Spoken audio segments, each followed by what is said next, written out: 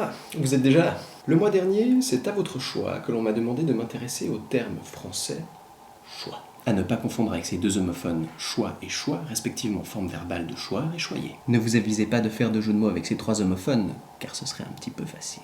C'est donc bien du substantif « choix » dont je vais vous parler ce soir. Attesté en ancien français depuis le XIIe siècle, « choix » est le déverbal de choisir. Déverbal signifie que le nom dérive du verbe, un terme de linguiste pour éviter de faire une phrase aussi longue que celle que je viens de faire pour dire un truc aussi simple. Le verbe choisir, quant à lui, provient d'une forme gallo-romaine, causire, elle-même issue du gothique.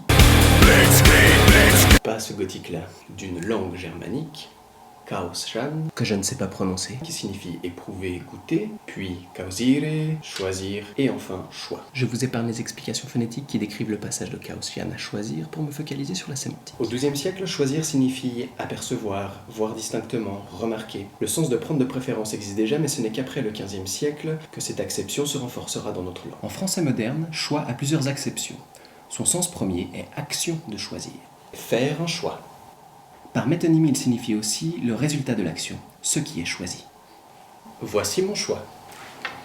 Et enfin, par métonymie toujours, il peut signifier l'ensemble des choses que l'on peut choisir. Un choix de pipe intéressant. Si on reprend depuis le début, le choix, au plus profond de lui, c'est l'acte de choisir une chose que l'on a éprouvée par la vue. C'est ce que vous faites en ce moment même. Alors faites le bon choix.